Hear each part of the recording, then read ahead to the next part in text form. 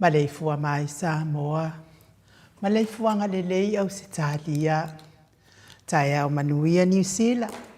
Awa uli matangofia le malo o tele o Amerika. Manisi ta fole larolangi o mafuta mai ai le mamalu o Samoa. Le tai au manino, le tai au tutoa, le tai au matangofia le aso luo yunis. Asa se fulu lua afe lua lima. Whaaftai tele ile atua i lau pule whaasoifua.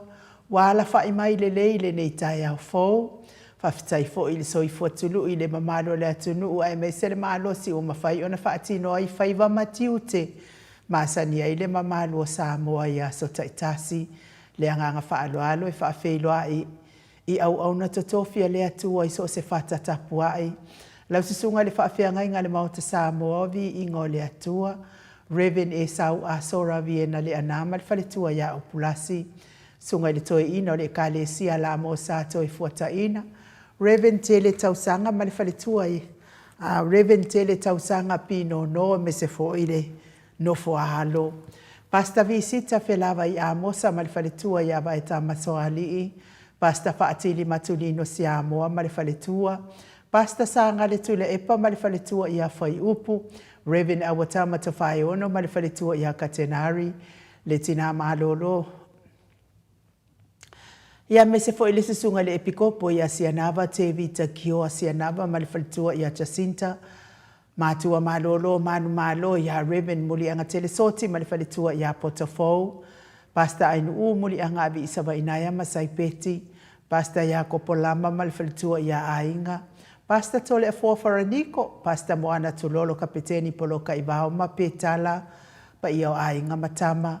Le uso ngā pule matumua i tu au ma la taua ainga le tai ma le va au fonoti, sua ma le vai whanua, fofoma ai tu langi sa ole masale au mua ma le lau niu na sae lua. Le awhiwhio whaatu i to whale ula lau na mtasi ma upu ia te oele motsa. Talofa lava. Whaafeiloa i ni Maleifua mai o le ama madua sa tātou malo, whaapirepelo sa moa i le nei tai au fau ila na fionga le tui ha ana tui male le ifano. Wa le toa soa lauvi le lua ma le masiofo, me se le fionga le tai sili, le Grand Chief o Papua New Guinea, se sunga le apostolo, fo mai o le tula fono, fo mai o le polokiki, au le fo mai fo i o le tamao ainga, tai o le vahenga whaai pui ai ata o tangata Samoa, sunga tui le epa fatia lofa lupe soli ai lolo fia ngalu male mana na ioti ai ono dokta sa ilele madia le nga oi male falitua ia Chile. Professor Tofa Manino ai ole forma i ole tamau ainga. Fionga le komiti tu mau ale kalesia metotisi le faila unga fa mao ni ole tala lelei. Faya onga sini ole University of Samoa Professor Dr. Afualo luanga lau fa mo tau roa manu wut salele. Tui toloba amale falitua ia Rosemary. Whaasalauta le ainga sa tun mafono ma le Maleifua mai nei tai au fau lau a fionga le sao. Leo tasua tele. Fionga fo ia fui maono ma le seni tu fele. Ma le whaletua ia sua Vivian Pifem tu fele. Superhero nei por kalame. Na fionga i leli fai pule whaolioli. Le tu mahalo fa le ata tolu. Le ala le pule ma tafeo tu puola fa pule ai tu au pepe le ala le manua. Le ala le auloto rimoni a iafi ma le whaletua ia Sharon. Professor soifua malolo ina Dr. Leusa to le fo to pa sa mauta ke na seri ma le faltua me se fo ina tato sponsor malo si mai Hawaii le afionga ia lilo fotu wa manu ma le faltua ia baby freten ma le no fo halo Vui Nicola Wofo ma le faltua ia moli ma le no fo halo pe fo i Felice fiu se ni o tautolo ma le faltua ia Maria ma le no fo halo le malu ma fafangu le ala misa ma le no fo halo mai melepone Tupa ia le vai lilingi mau moa na anu ma Marina ma le no fualo good morning ma lo lava le soifua manuia fa manuia le atua i faiva madiute fa manuia fo ile atua i pisinisi o lo ngā lulu e ai e ale Maleifua mai o le au sina so tata watunu i le nei tai au fau tu la epa fai ai ma le faletua ia maunga mu good morning se umanu matamua faali ama le tausi ia sinta lofi po le patu ma Vienna na nai fau mui nao le ana le tupfia ma le falitua ia moa nanu telesia se kolasi tika to'o au le matapula se umalo fereti funga so vale fa alava au Tio inu ese Paula Banks pepe si itia epa le sina le avai Maria Akiao. Tuala Maria Blake Lock ngal wafisa ufo ibi. Ma lor so ifo manuia ya te olua matama ya la wano. Fai ufa mau moana ekelo mafoketi sia moa evo ayo fai saria mu popomila. Fei leu telesia sane le afo good morning. Nga fopula salua tele mos male tausi ya Susana lau fili arona fai ngafa male faletua. To ali Maleifi pope tuala tama le langi ma Julia. Popu ifatu elia tau ili ma Filipina. Te o sane le tunai ma to o matangalu wao leota. Manusina Stefano tole afoa. Male afionga ya matai atio safa atono ni umata se wa muli tuipoloa ma to o matayo. Fasabalu liu ma faalongo felila. Masoe loloane misa malefaltua ya haoli. Faumuina le alali au waama. Malefaltua ya alita papa ali Paulo Yohane ma akenese. Leifi Yohane tu matabanga upu atua tabanga malefaltua ya sunema. Good morning sunema. Moi maano tani lutito maluatimu. Faletangoa ifarani swan mafia taito mati malangau ma. Sua pentito good morning sua. Le musu nga uta brown matina, lolo matawa mapauli ului mga fosfulu. Pali itele mwangu tati apuna olo tango marifalitua. Fatia lofa povi, mase yuli fale ula fatia lofa. Tuala tau umalelua ale esio mulipola. Sili ala o kene male lovi pertes. Mata utia sanga la apelu se asom Celestina. Tua upepe Yosefa se tema makoleti, sione haitang. Tawe tia taafu asua maroini. Amitua na ifia ai le toa tulifauma ki kawaya onge RJS TV upati le lo minga. Vaito vifile moni marifale tua King Solomona. Ngalu malemana tau fa iula me kingi le au pepe fala na ipupu pani pasa fa apoi ma fa afu good morning fa afu. Tau finga fui maono ma Diane. Tupa yo le baililingi fa salafa tapua ikuka mesfo ilfaltua ya moana good morning moana. Mafuta mai I whalunga I savai. Mau salafa ono sa itu whanatu eti maulalo praises langi ayang. Selina aling nahil. Salakol kita tuala Maria sione tu sa onsi whaalongo lele. Veronica Asamiu, good morning. Ma Lord so ifo manuia ya te oto tina la itima. Tina feololo tato pokalame. Manuia lene yaso.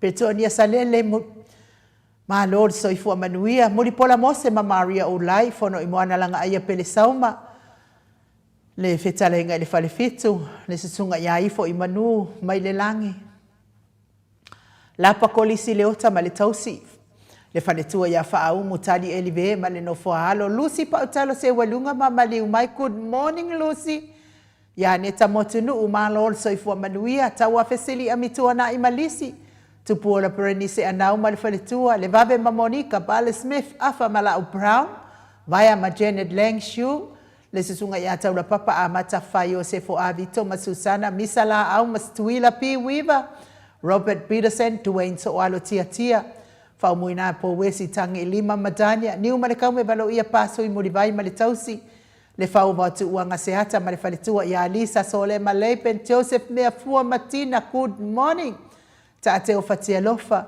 Fionga ya unasa vaina lepa kei Jelson kuka malifalitua mainu woti. Faumuina se fosione ma alapama. Mika mulipola ma Filomena.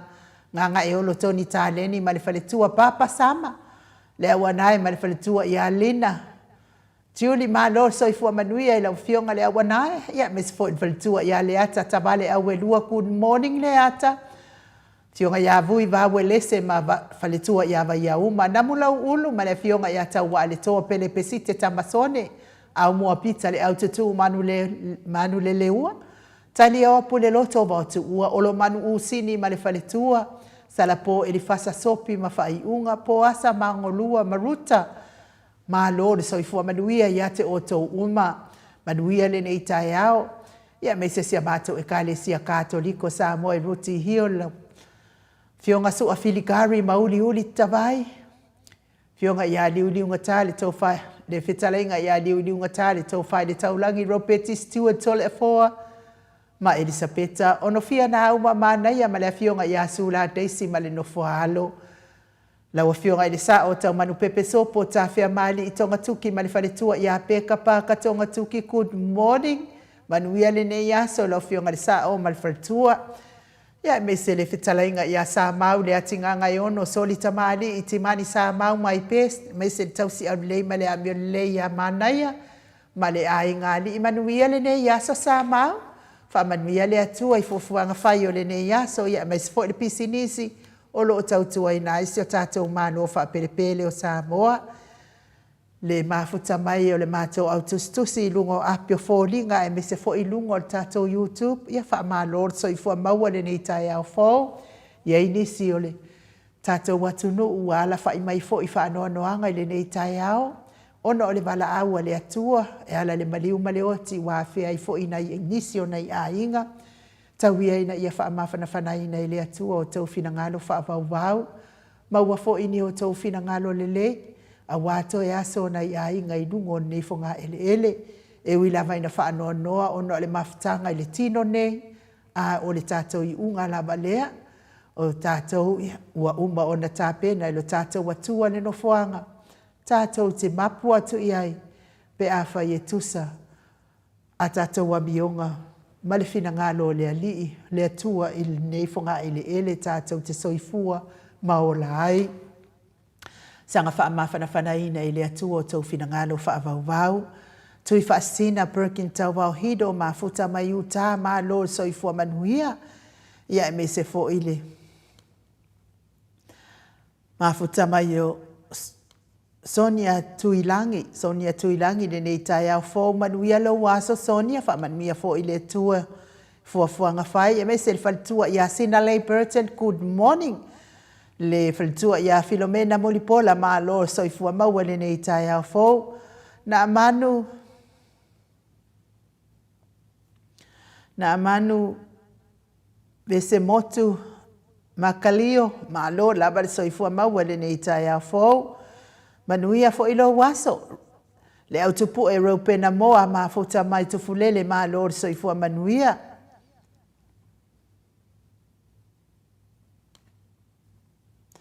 ia o na manu vese motu makalilo ia o loo mafuta mai New Zealand i papa toe pio timu good morning ia me se fo i le filtua ia timu au wa atito ma lo lava soifua manuia timu le susunga le epikopo ia sia nava te vita kio sia nava mafuta mai Wellington ma lo soifua maua asia singa mau good morning ma lo lava soifua maua Angela Masoe ma lo soifua Nicole Ioane ma lo lava le mafuta mai tato pokalame ma iata fiti ia fa manuia atu le atua le nei tai au le sunga iata ula papa Trish le musu le ota ma lo soifua maua Henry Welese good morning to amata yo ma lo soifua manuia le nei tai au fo Roiti fiamate ma lo soifua maua le nei tai au fo mese le susunga i le tama malo manu Reben muli anga telesoti mafuta mai i Aukilani New Zealand fa taimo fa manianga me se tapo inga mari fa felo ai mai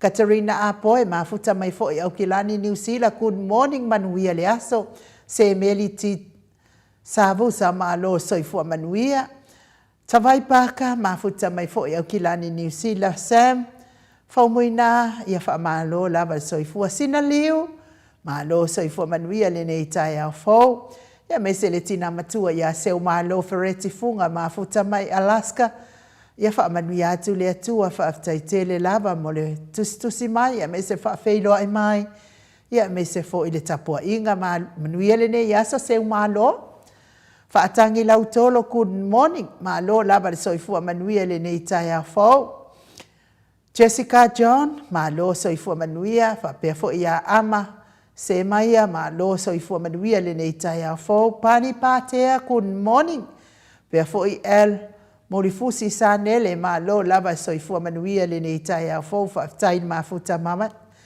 nanai lupe matasila matautia ma lo lava soifua manuia le nei tai au fo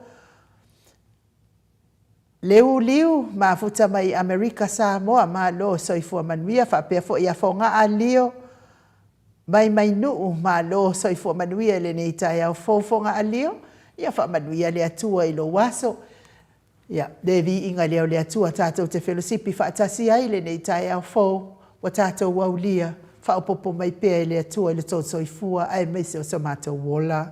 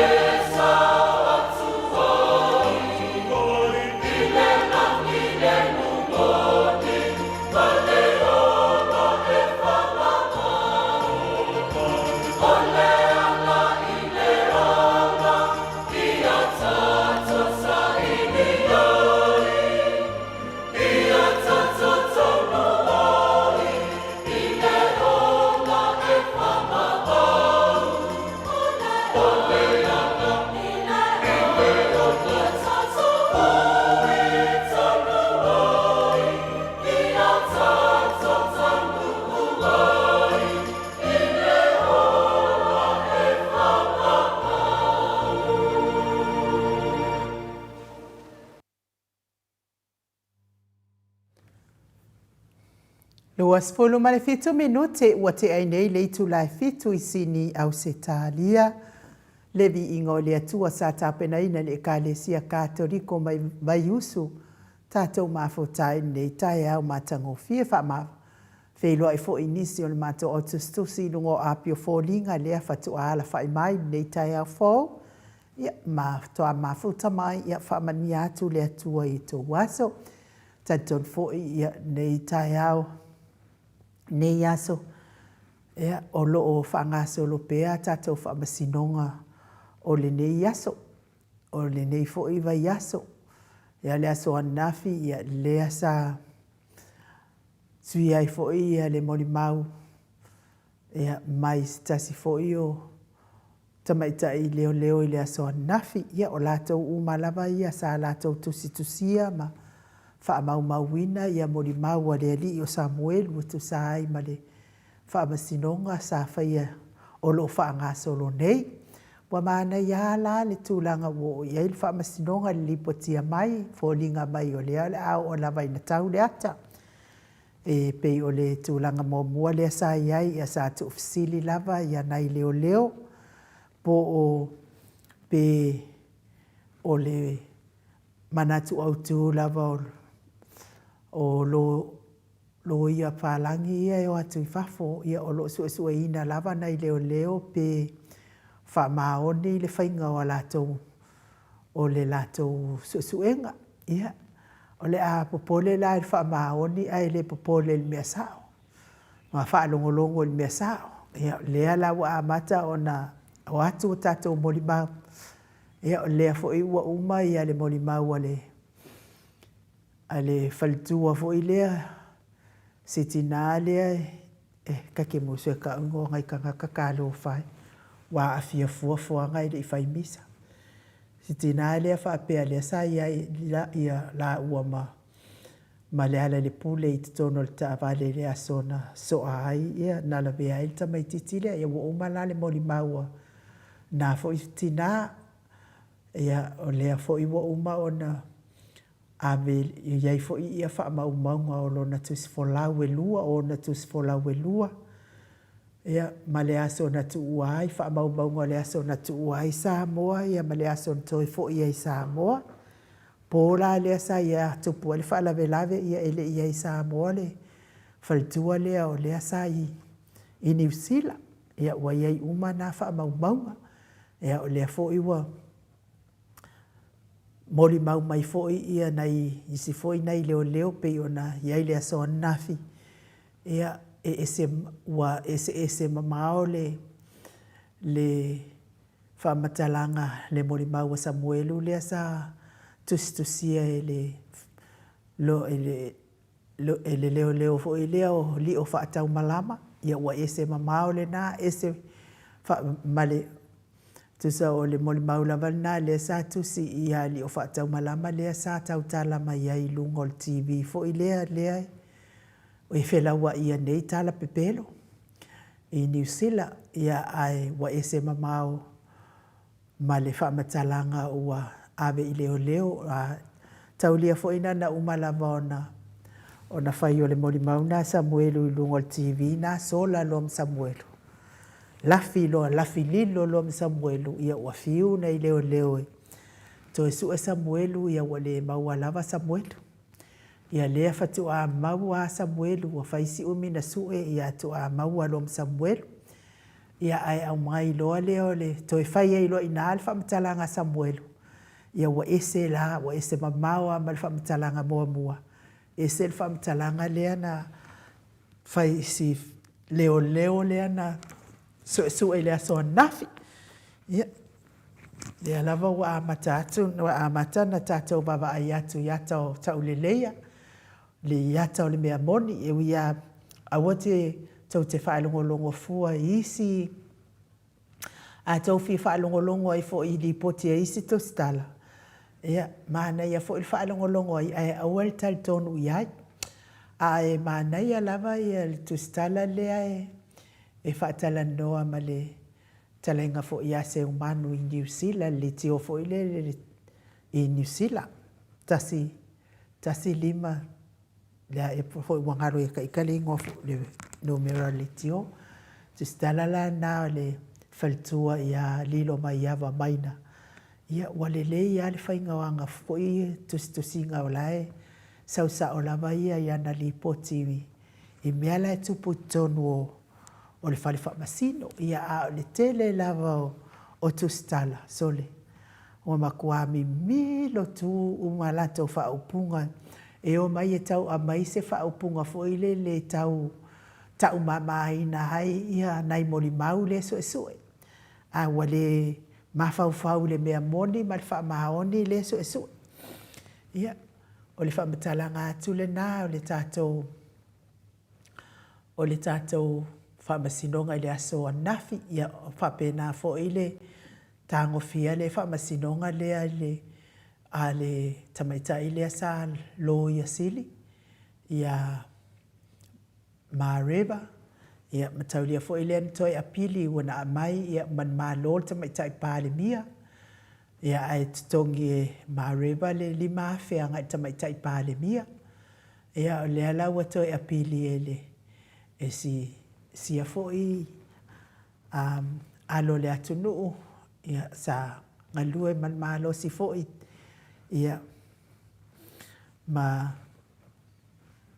fai fo ia ma lo ia sili e so tātou malo i taimi o tuana ia na tau sila fia umale mea na tupu o mai loa le whai ngā malo lea ua malepe ma sofa ia a mata loa na wha malo lo umaloa ia nei ia e sa le i whaalongo ia latou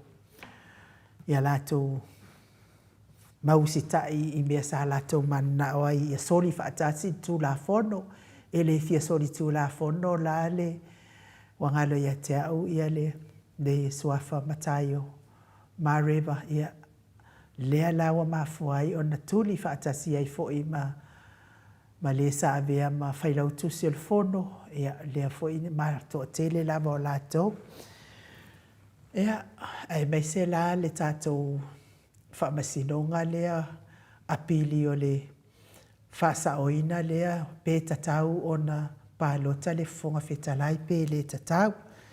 Ia o whaamasinonga nā le fea ngai fo im tātou neva iaso. Ia ai mei se le tātou tatalo mo tātou whai ngā palota. Talo mo tātou whai ngā palota ia sosoani mai le li ina ia tātou sui tau wā o lo ia nei. Ia o lau wawa ai matalo po o le vai aso fau. Ia o le a maua o mamai ai ia le whai lava o tātou sui ia ma amata loa o na wha emo atu i lunga o tātou Paul Kalameni o na o le tātou lefi o ngā te pau whaasina ia ma piwha to atau maua mai sana malo longa ia awa tau na wha alu vai aso nei e te tau lava o na amata na wha emo atu i lunga o tātou Paul Kalameni ia nai tātou sui ia wa umana tu mai lunga ia mo i fo ia le tu lawa le HRPP ia te mana la vai alu lunga fo tātou Paul Kalameni fa la wi loa tu nai tātou sui na ia ile lango malo si le malo le atu no o sui umale tātou vai nga fa au fai ia e mahali le mea o te tilo atu fo i lunga upenga ta fa ilangi ia wata ape mai ai fo ia le fa matalanga i le sui tau vale ale fast ia ale vena ale ia lea whapea wa toe aluatu i o i le vaenga wha upwhai ale RPP e fia tau vā mai ai whai ngā pālota nei ia makua ke le wha le tonu o nei tu ai ngā ai ana leo e sese manu e le telen tupe tātou e o walu tātou tupe i le toe apili ina o le whaamasinonga leo whai nei i le talu le taunga whai o le vaenga laina ia maua se lua vai tonu e pāsia ia o latou manaonga ma o latou tu naunga. Ia wa mai whai ngō fie la ia ona o le alu atu fo i o ale vena ale ia i o la vaenga ia ale fo ua toi mana o toi fo i mai i le HRPP ia. Ai longa i toi fia talia ina i tātou uma ia tu ai ngā sui whapea. Ia ai tātou tatalo ia mo na ia tātou sui tau wā o lo tā moe. Ia whapena fo ia le sa avea ma whailau tusi o le tātou whono au. A tātou whono, tātou pale mene. Ia si tamali i lea sa tuli atu aia, lo atu lono whanofo.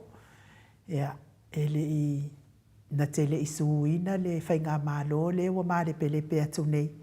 Ia leo te vai atu nei, ia lea e whinau mai e tau wā mai i vai maunga whā, ia o le tō mālo lea e iai ia le komisino le minstao leo, le iai minstao leo, ia le fionga fo ia whawalo Schuster, ia tawiana ianga le leile atua, ma sosoani fo i pālota sia fo i tamali o le atu nuu, ia ua lewa na malolo, wa le aisan tupe o whaamuta lana ngaluenga, ia ona o le pure sa waha a le vaenga le fast, ia whaamani atu le atua, alo le atu nuu, ia meisel tātou vaenga whai uma, ia lātou o eo tau mwhai fo i tau wā, i le nei whai ngā pālota o lo o lumana i nei.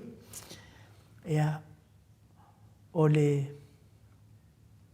ai mo i lātou o e o lo mawhatia pia i ngase o tino, o tau mia i le whalaefu, ma le apurpurusi o tau whangai so se maota, ma so se lawa. E mei se lava tonu o maota ngase o lo tau siele tele o ngase o le mamalo le atunu.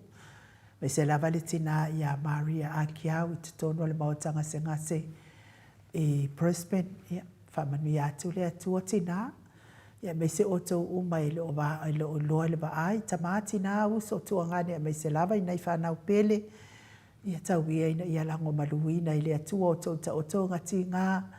Ia, ala i mawhatianga le tino. Soifua matua le mamalo le atunu i nei tina amata mama atua o vātu manefitu sifuru tau sanga soifua. Tau ia ina ianga le atua msanga wha mawhanwhanaina o tau. Ia maua fo ini o tau finangalo matango fie awa tau mafutai manai o tau walo mwhanau. Maua fia. Ia me se ainga wo mai masani le pese lea. Tātou te momoli atuai o mātou alo whaanga masiasi atuai fo i le tau mia i le whalaefu. Ma le apurpursi o tau whanga.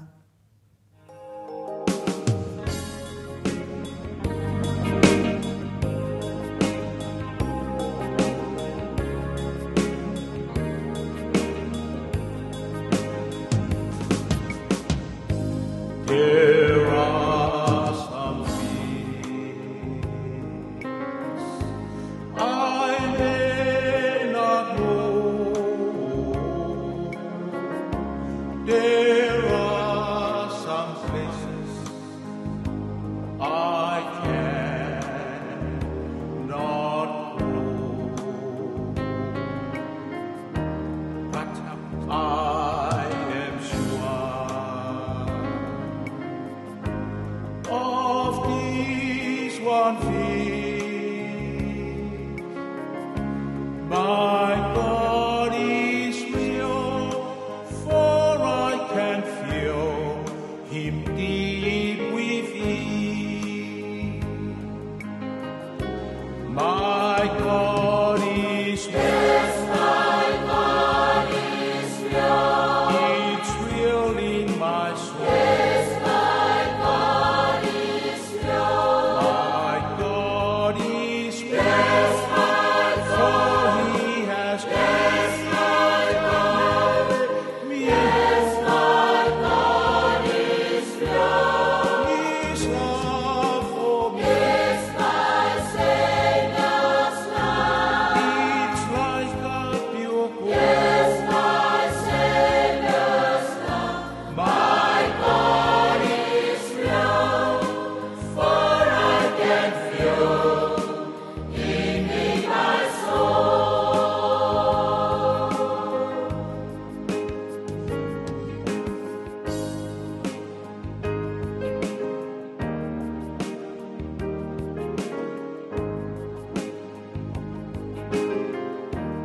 Ei, ai,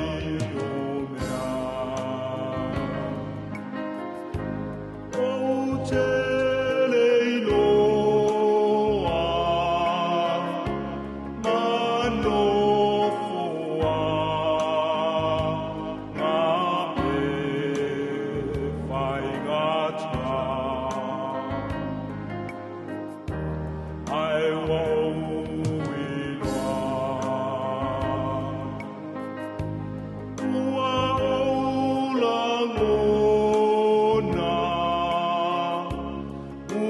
na olo uatua e moni oia ilo loto e moni lo watua ilo loto ona olo uatua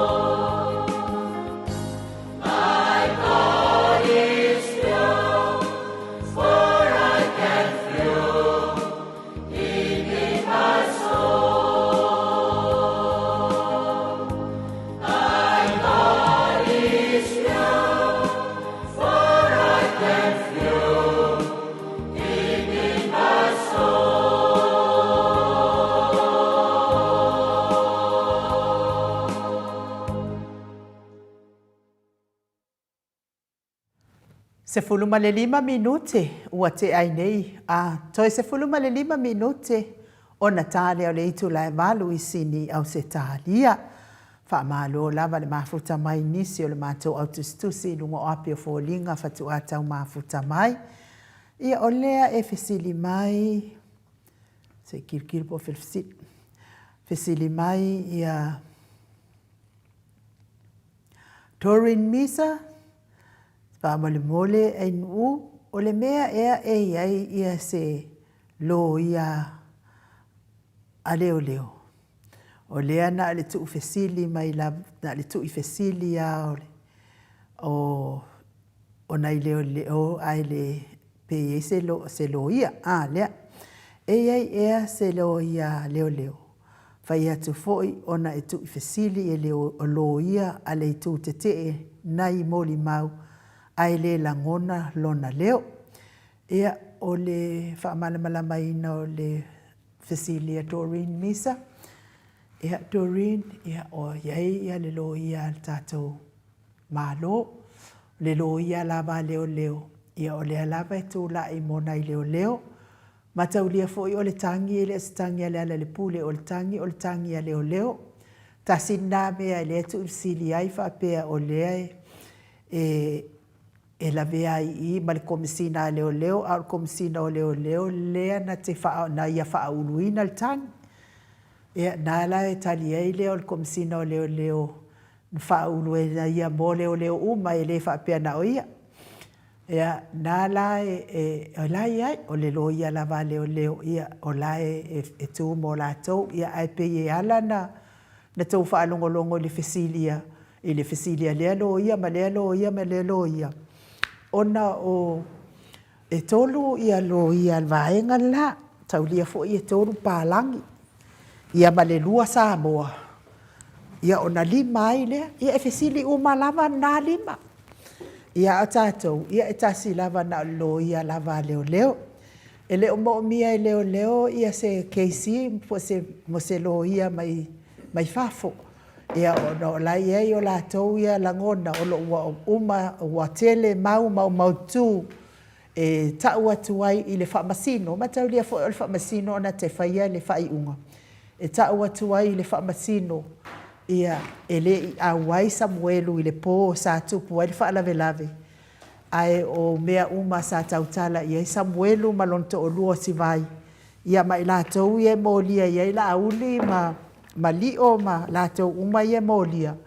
Ia o mea whawhau uma ia marka māloa lea o Comrade.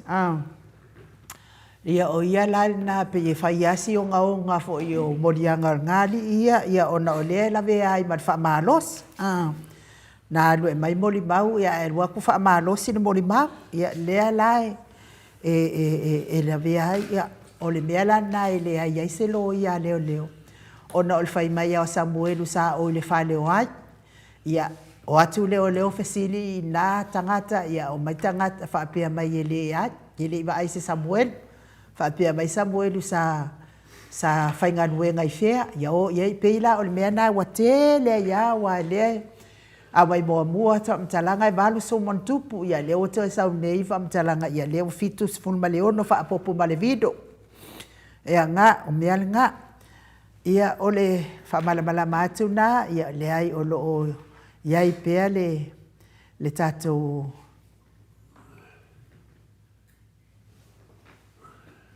ia tātou wāfoi. Ia o lo o lava pea le mau tutu o whina ngalo o leo leo ua te le lātou mau e wha mau ni ai le lātou mau e le iai Samuelu mea sa tupu ai le bebesi ai o le fuafuanga whawhau o le moli mau whawhau. Ia lea na whai e anga ia le ala le pule, Doreen, ia salo ai whaafia ina lo finangalo. Finangalo o tina matua ia se umalo feretifunga. E le toi fia talia ina e se umalo feretifunga lea tamaloa ia po lea fo i tamali ia ale vena ale e toi fo i mai i tono le HRPP. O lea e matua i wha mole mai le tina matua ia se umalo feretifunga. Ia mawhaalua mai ana aua ne ito e talia ina, ne nai tua i ngā tangata i aile, ia ale o ni tangata leanga, maloto leanga, tele ia papa, talo whai ia papa, ia e sao le lei lava, se i o ngu foi, ia ai o foi i le whai mai foi ma talanga sito ina i lea, ia o tala lava whaporkiki, ia ai leo, e kuspa ia. Lea wa sauli tātou whai mālu ia e whetau i lava su e mai kuspa ia ai se i lau atu whaasirisilanga. Whaasirisilanga ne. Whaasirisilanga mo le maftanga HRPP supporters i le lau mua i Wellington. E mua ona o whaatulo sa moa i opa ia le... Oh, sorry. E mua ona o whaatulo sa moa i opa ia wha le tala le lei, ma opa ia wha le anganuu, ma o mamalu wha le malo tulou na lava.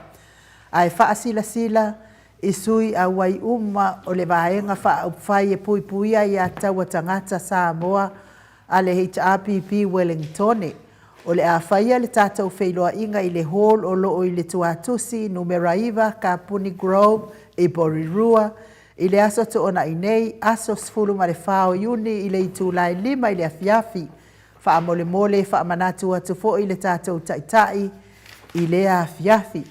Ma tā upo le fono e wha alawi loa atu ai, tūlanga sa iai, tātou lulu, manaisi o ana, ia manisi o ana manu lauti a o alo atu ai le HRPP whai ngā whiliwhilinga le atu nu. E fia avea fo ile ne ia wanoa tāua e momoli atu ai le anganga whaafitai tele ia i lātou uma na langolango ina le whaatauina o le lulu, o le mātou lulu o le HRPP Wellington nei ma ona nu utua oi. Whaafetai i lotou lo o totalia ina o le whaatauina o le mātou lulu. Lea ua mai o na se ina le vaiaso na te atu nei, mo le silafia, e lua numera manu malo mai le tātou a ai Wellington nei, e laki ale ai Wellington sole. O le whailonga e mua e lima afe, ma le whailonga e sifulu afe, e awanoa fo i le afiafi pe a tau fia a wai mai. o tau uma sa lango ina le wha moe moe le ita apipi e ala ilana lulu pe a ulia i le alofa ma le anga le leo le atua tātou te maafuta ma fia ai whaia ma le wha alo tele mai le tai fono ia mata anga sulunga tai fono ia ma le lau a fono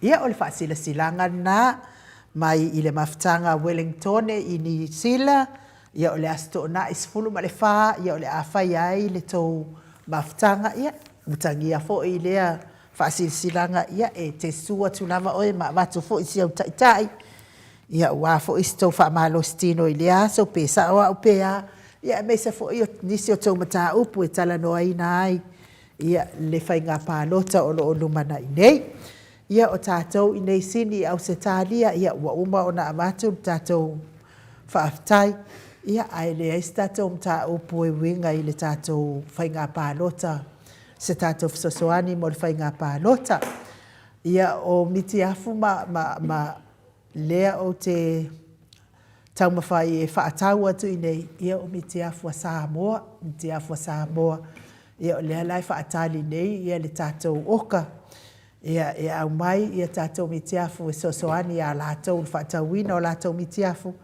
ia o te vai atu pei uma ua makua i kele mai lau whaakau mikiafu ai longa a kofu kākou mani mikiafu ia leisa mea o iai ia ai o le whaasilsilanga na i lo uawa ma lo whaaloalo tele ia lea ua maafuta mai lea fionga i ato le foa le fionga i le tapau whaasina ma lo lava le soifua manuia ma lo fo ile folau ilangi mai la wafionga le tuia ana ave au malanga tama fa sau le tu malo le na tu ina tu ia o le tonu mai pe fa ululu ngole ainga malo si man fo ile futalenga ile la ulo le tau lau niu ia fa malo lava le soifua manuia le neita ia foto le fo ma lo fo soifua mane langi ma ile nei fo taia matango fide lo fa malanga le tua tato au dia mai foi le fo le tua i le nefo yaso ia le tunanga mua lava le tua fo se upo wa foi pa nga masani ta mama tina matua wa foi la to aso fai pe ma le la to pokalame tato te mafuta i lo na lo fam lo na le mai le tua si de lang fa ta fam fa felo foi le fio nga pa ia tato maftanga le nei tai au fa tai u ma lo soi fu ma lo fo lang ma ia tātou tau i wha mālo lava to le afoa i le soifua maua ia mafuta mai fo i to tele le malo se tātou au wha fonga o paanga le Mount Samoa vi ingo le atua wha ia fo isi malo luo nei tai au to le afoa ia o sawa i ma lo puru lea na ova ai atu ai lungo TV o wha lawi loa mai ngai ko ngā puru wha apea e palaka vo ile le pese palankeke vo ile alu le wila ia o kango no le ile fa tau mai o ngai o mai e malulu ala o tua ia o nga pe o kua mele fa sanga ia nga le ka ke e u ka kua ile afo ile boana sau o le ala pe o ke mawa ia la i fulu o no lo tua ia ua o sau ngai la ma le purupuru ngai tole fo ia o ke le ma ua u kango ngai kausulu ia ua ka koe musu e sulu i ngai ke ua ka mu i fo ai ma a o le fai por kalame ua u ke fefe ia ngai mea e pe ia la o le kaimi mua ngai o purupuru mai purupuru le ma le kaimi muri fo i siri ai ma kwa i fa akele o mo mea o fu ngai lori sa mar pulpule ke o vai mai ir ka ko fa le au tapua i wa mar ka ko fa fonga o kalaria ko i ka fe se ko e si vai nga fo ile le fa ia uma la ko i fo ku banco le fo ile ai na le na sa le lo me le fai wa la mam na foi ta mam tina wa le vo na do na to do na me pulpul lu nga vai me kalaria tu dai mai dunga TV mai Kole fo, manguia maluca. E ia nan talo mai na vanga vina le ia e mu ya. E ni fin fa de ton ta mam ti na to foi fa senga me se fa mo senga e tu mai lunga fui mai o lunga TV. Ia ke pe. sile fio e telefua. O le vaenga lea i Wellington, maftanga a le ta pipi Wellington, ia le lua la tau malo, ia na ukam whainga e wha la watu le la tau a fo i maftanga, ia malo lava wha aftai wha atau, ia laki kere ia Wellington e telefua. E ke kau, e te tau lava na lati ia so se vaenga lava. Langa ia o lau bua, Ia e le ngata lau mua, a la tau se maftanga tamu whai tele. Maria la. O le tele fo i o nasa marosi me ili fidi. Ia le mutato wa ai nei ai. Ia o marosi tele de sau a Wellington. Maria Ia le tulanga na e mamuri e whaftai le tua. Wa nei me o mai nu, e le tupufua. Ia a tonu fo i le marosi fo i a Wellington. So soani. Ia le waka lau kasi e le si o vaenga le fasa ma. Anga ia toi. I whalpui pui. Wa maure e te mine. Ia wa salau tasi o e lato sui whina le. Wa toi fio mai. Pia tu nangana ainu. Tere loa ia whantua ia Sinalei Purton pe na maua se laki a mes fo ile ia kolisi le ota pe na maua se laki to le fo ia manuia le malu taia. Whaftai nu mo le wanoa tuina mai fo i e whaleo e whane vanga ta ua tato maftanga ta maama tina matua. Ia mese fo i le moto Samoa vi ingo le tua. O le nei la tai au, o le aso se fulu, ma sina e ono, lua whelua suma lima, o te toe whaatarofa whaawhelua e tu le fio le nganga pa ia le nei tai au le Maleifua mai, le soi fua maua, ma le langi ma maina, ia te o tau lero whatu noa ma le manuia mai le aturo tātou tamā, a toa ma le alii o Yesu Kiristo no tātou alii, ma lo tātou whaaola. Le tātou tusi whai tau, mo ma nei tau, mo ma nei tusi o Isaia, mo ma tau pue whasu matasi. Whai tau wina le whai pasu matolu wha mole ainu. A waha oa o le alii lo watua. O le ua tāofi lo lima tau matau. O le ua whai atu ia te oe. Aua i te whewhi. O au o te whesoasoani ia te oe. Whamanuia le tua, i le whungaina o lana fionga i le nei tai au. A wā o au o le alii lo watua. O le o tā ofi i lau lima tamatau, o le ua whai yatu ia te oe, aua e te whewhe o au o te whesoasoani ia te oe. E se le mānaia o le upo le atua mo i tātou nei tai au. Aua e te whewhe o au o te whesoasoani ia te oe. E iei teimi e tātou te langona i nai, ua pei tātou o ni tangata, ua tu ua to atasi. E teimi tātou te whapena ai, o le tāua, i le whaitaunga i le nei tai au, aua e te whewhe o au o te whesoasoani ia te oe. E pei e whoringa mai, ua le mawhaion tātou whemalanga i solo i le nei larolangi, ona tupu mai e lea o le whesidi e whaapea. O le ase wāhenga o le awhionga pa ia le tua e sili ona le lei e whai tau e toe wha fau ai lo wha moe moe ma mālo lo ai o poporenga. Le ase wāhenga o le awhionga pa ia le tua e matua sili ona le lei e toe wha fau ai houlangona ma lo wha moe moe. Ma abe se ai o poporenga. Ma nei le fsiti.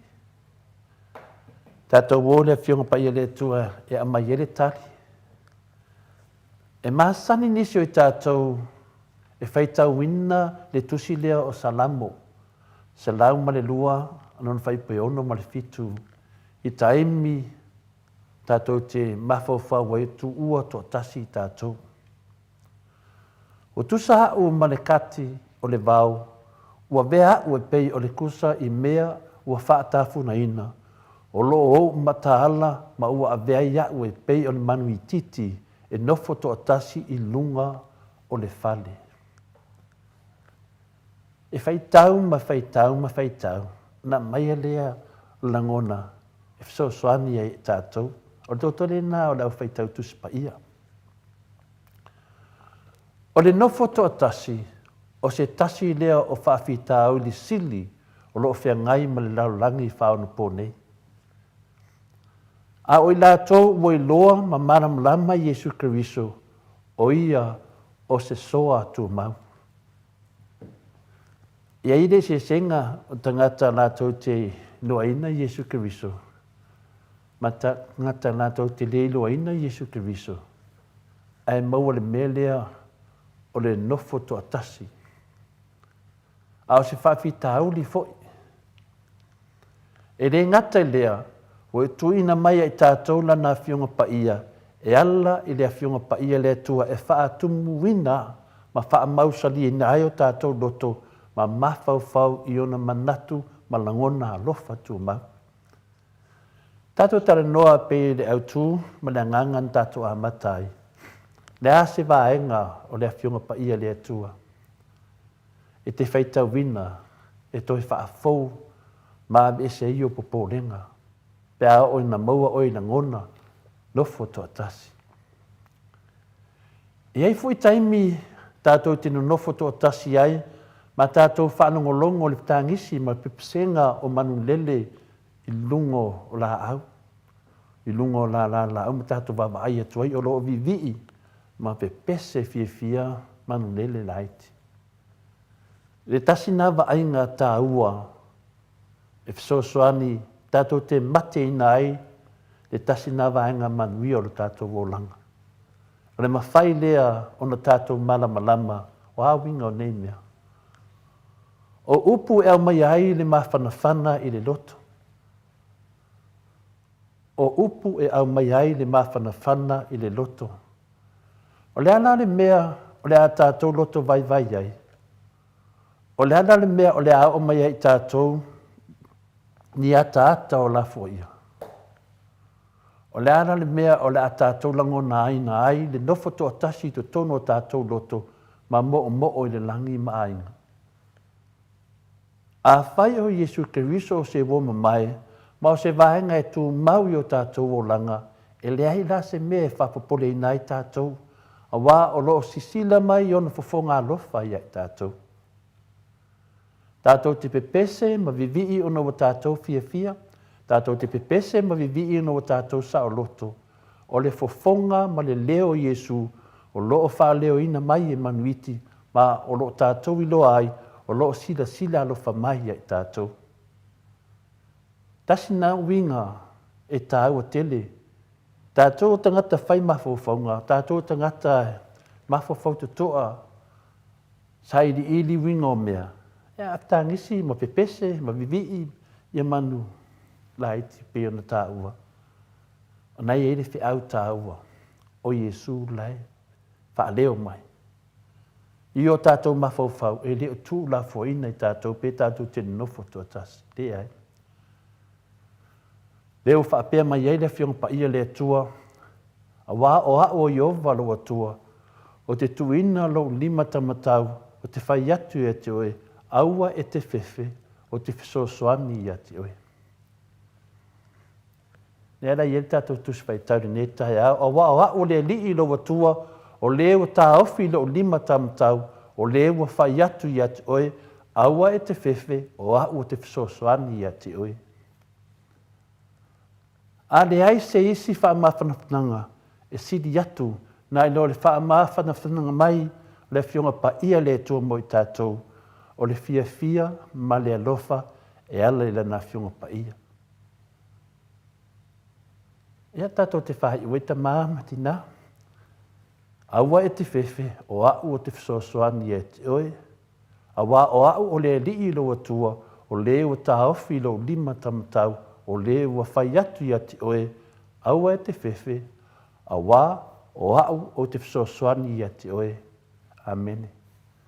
Whaftai nu mo le avanoa, whaftai fwoi ta māmati nā, tātou maru whale nganga uso mtu whawhina i a kiriso, whamanuia le tua i ati o tō mone yaso. Whaftai lava. Malo, tai laua whionga le tapa au whaasina to le fōa, mo le tātou maru tai au. Ma ua pea lo malosi o wale wha awa wina o lea maenga tā ua o le tātou pokalame o le malu tai au.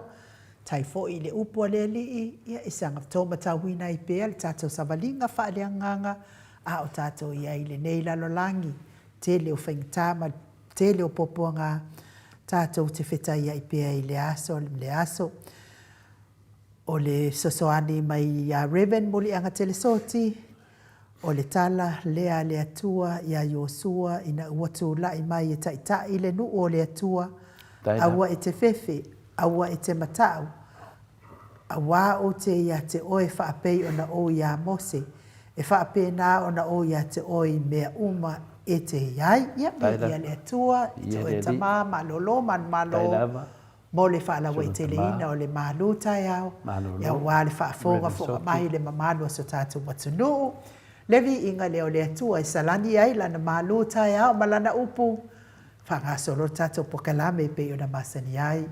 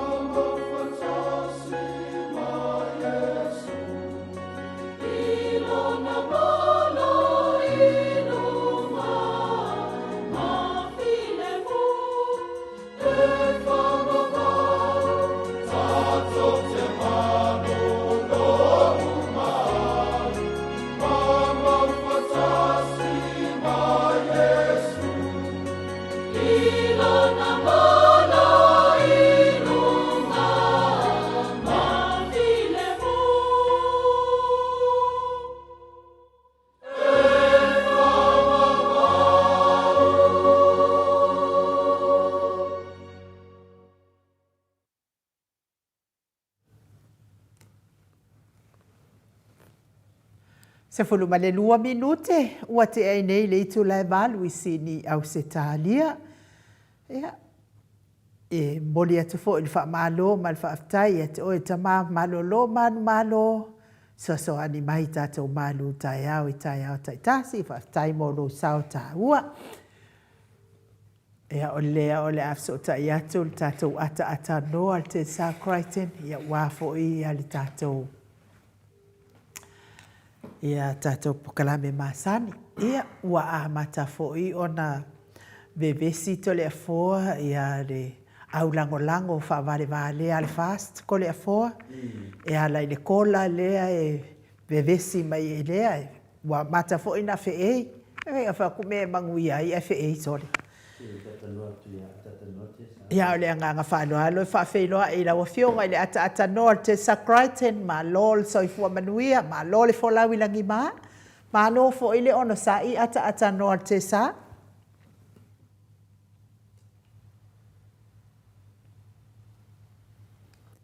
Ta lo fa ata noa te sa.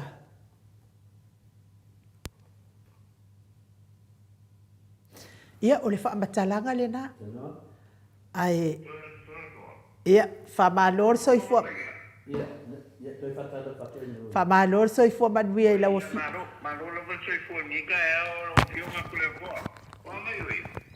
Ia, lewa ta nunga de langa ata no te sa ia pata no ia maru le. Ia fa pena foi no fatalo fatu ile pa i mavulu mo le tato tinu lo mpai fa ko mai le nei foi ta ma ta mo fie ni sila nei ia malo le soi fu ma le langi mama fatalo fatu ai ia io tato ma tu foi lo mo foi le nei ava no ta u ma ta mo fie tato te eu fo ia ile nei ta o ko e va pena foi fatalo fatu la usiunga to le foi ia me se foi ia ele fionga ia ai no ile nei tai ma no soi fu ma le langi mama Ia, tato tau wha malo i le alofa ma le anga le leo le atua ata noa te sa o le mea sili ma le taua ia o lo whanongolongo atu pea o lo o maua lunga le alofa ma le anga le leo le atua me sfo i o lana wha malo longa i lo tino toi wha fo i atu ni malosi te taritonu ia ai watai la talata mai se taimi e te toi tu uai ia au kilani New Zealand mo Samoa. Ia, na mana ia leo tato noa mai Samoa i talo me tupu so tato watunu watanoa. Ia leo whaafunga atu fo i le mamalo le atunu i lau whaafeiloa i whaaloalo. Ai ei la mta upu lea wa a matantau whaamatala atanoa i whai mai ei sau finangalo. Ona o le kola lea wa uma ona tapena ina i le fionga i le taita isili ma le maenga whaaupuwhai o le tali atu lea i mawhatianga ma le o le mamalo le atunu e ala lea i le mativa ma le taungata o le soifuanga o lo whiangai ai pēa ma Samoa talu ona tūla i mai le whainga malo lea lua afe lua sumaltasi se ia o mai mei aso ai ata noa tesa. Ia o le ua uma ona whaamala malama le leia le fionga taita isili e tu uatu i o tau a ao le lua selau, le lima selau tala i le tausanga a le tangata to atasi e a mata mai lava le pepe se ia o i le tangata ua matua. A o lea fo iwa a mata ona whee mai ai lango whaavale vale al vaenga lele. Ata noa e tele mea ua uma na fola ina le fionga taita isili. Na fola le suia o le awala o le tu awala uma ta pena ke le ka vale Samoa ke le ainga o Samoa nge ngusila ma Australia fola o le a fa o nga fuata maiti ata noa uma na fa taunu na folanga fola o le a tala al pensione na tangata matua i le ono lima o la tau sanga tala la lava tala e o mai terminei e le fa apeana fola fo i le fionga taita sili o le atu inatu le lima se fulu ta la mata al pepe tau tangata matua pe fia le fa yo lo ainga a ia lo fa yo mai umai tusi tau swafa le stala na fa tau wina na mea i le fa apeana na ia se fa le tonu ata no te sa ia maletele o isi mea atato amata ia mea ata no le asa ufina ngalo ile fe le fe pong sa le fe mai la ko la mo le vala u fionga no wa e mo ia po le o ka ko fa no mala vai sa no nga tu le epa ia mal sa no nga ko no to ho le no a ba ko no introduce mai le ia fa manu yanga ia la anga ia tu ia le penga malo le HRBP ia ngawale ole nganga ole sia mande tulanga poile ole tulanga wa nga ia le tato malo wa ole nek ka unga maki moer ka ko kungu ole tato nu ele o se oni atulu poile le telen tupe Tele ni a hoi ni alanga o an paiona ma ua mai. Ia a o lea lava o le tau mawhainga lava lea le HRPP le o lo whangai nei. Lea wo mai lava le nei tengi o iaia no hovinga. O makwa le lei yama mata o fiena mene wo iaia le tato o tino. Le hoi la wo mai le pato sina o le a hoi whainga pa vokta le wo ie. Kau kia le mele wo iaia le a hoi kakoku. E ui lava inga ke le whane kungu o le a fo o le tūlanga o le kamau a inga lava ia o le tātou atunu. Ia o le lava, ia o le alofangia o le alofangia lava e le atua ia se tātou atunu. Ia a vanela ia i ma le whātontonu ina e le whionga e TTC. Ia o tūlanga uma o iei le tātou atunu. Ia le tātou whapere, ia pere ri. Ia pere ri i mea o tātou. Whaia ngai role melenga iei ngei kako. O uma kua ngei whātau sanga o ahoi o kura e mai. Lea i mase mea o whaia. Ka le kele loko le anga mele whaia i kele loko le anga lea e ahoi e kalango iei ma whaalau ia. Ia le kulanga o le fio poko re ia rankare o la udi leo lo ia gringe. Awa ke kaua ia o le meva pe ngare ke whaia I don't care anymore po o wai ka ngaka o le ku. Awa nga pawale nere ka ku kilo ye. Nga o kau wha le anga, o kau wha se. O kau wha se. O ka ngako le kako ku le wanga ia le o fai le vaenga le ala o le me foi langa ele ko kua ko era samtalanga ma sokula ngonga ya uia ile me ro fai ni e ka me ro fai ni ka ele mo ka ko ia o me langa mo wa ia lo fiunga ile me foi taia o mo nada na le o lo ia foi le temi le e leo le whaneko. Ua whawhakaya e li a kose lima kausanga mele kule mai ni. Pangu whapengi.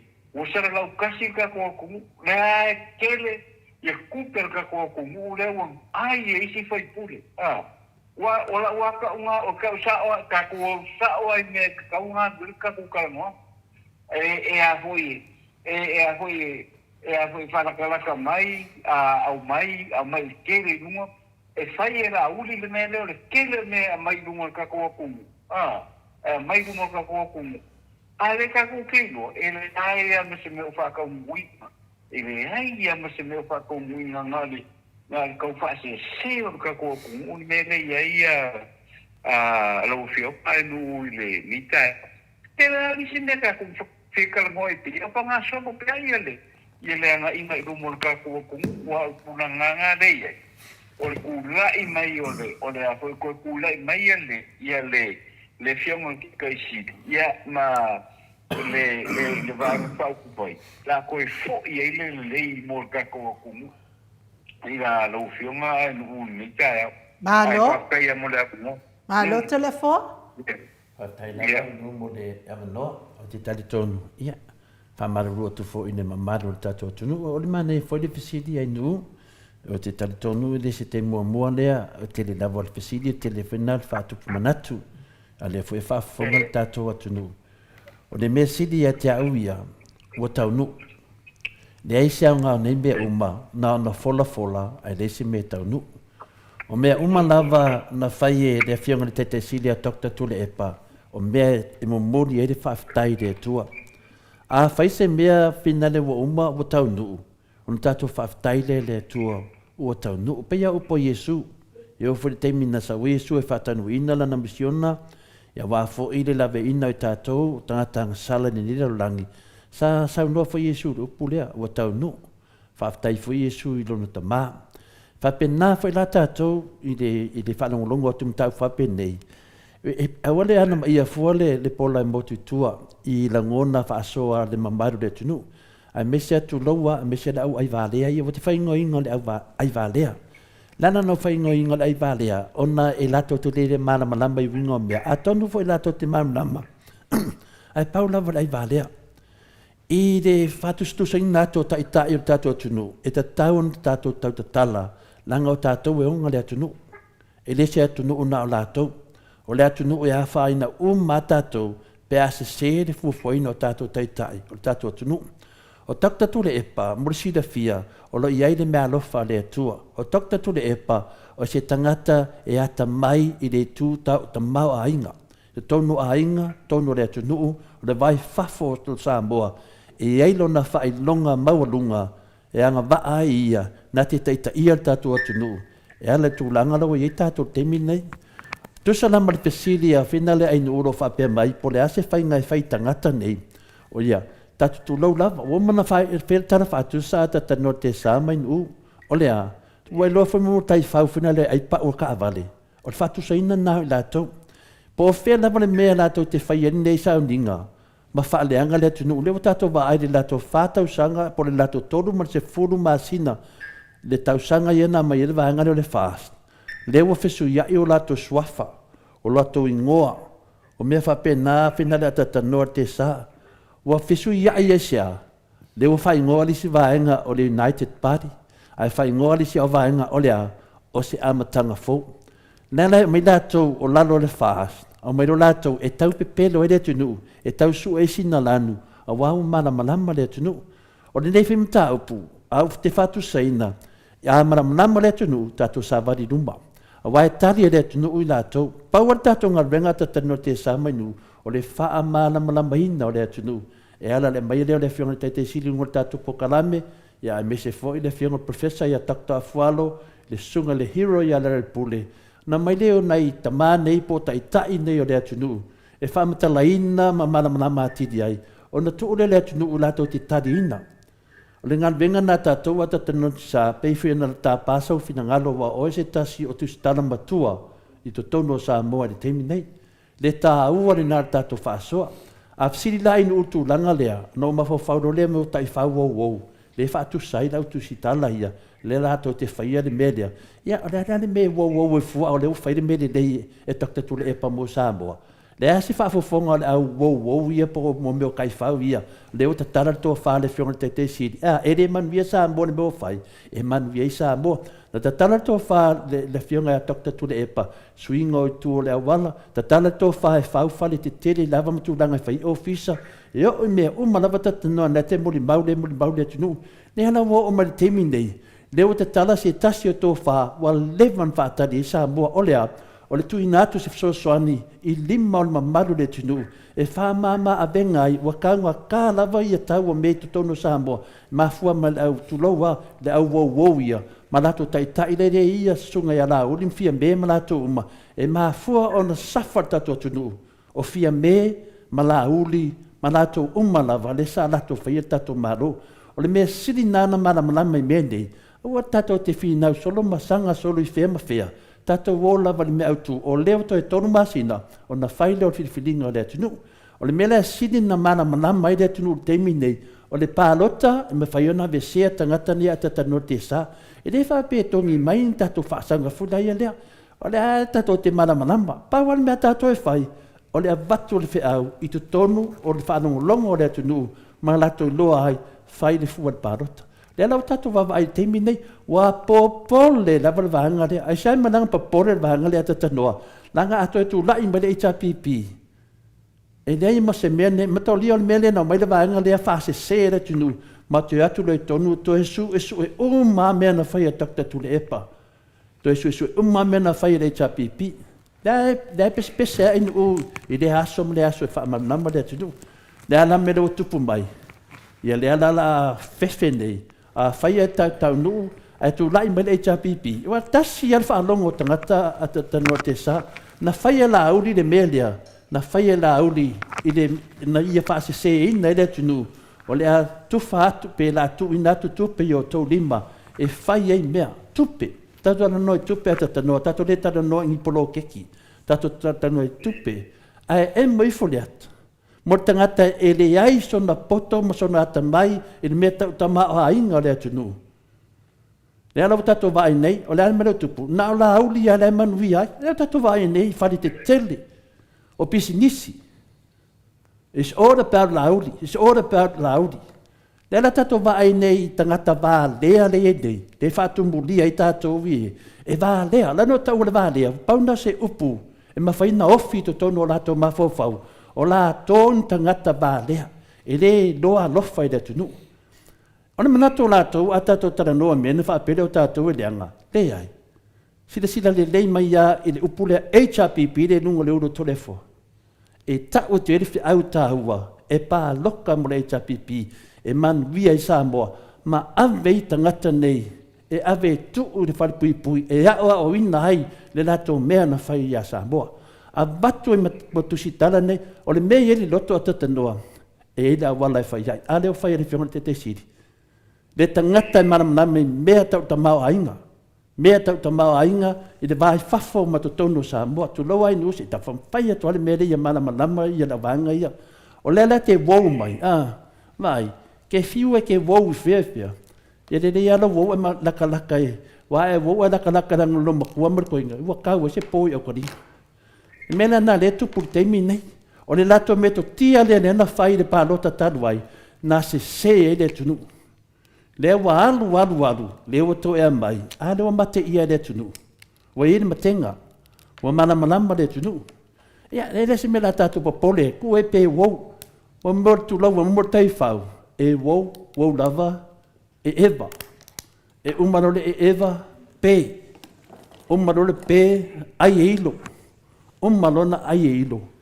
O ngā mangongi leanga, i role lai mangongi leanga, mai tātou te mine. Ia i kei peo kai whao pākele, a ata roa te sa. Kai whao pākele lea sa oa o le kai whao pākele ia. Lua whapopol lua ia, wha mai ia o le a. Ia ua mai kau whao le awali leanga, fo ia ia o atu lo le awali leanga na ata noa te sa, ua makua i whakelea i lunga le whapopo inga ia a. Ia ua o si le kai whao pākele. Ia ua pe i fo ia ele i umangka umai le kari.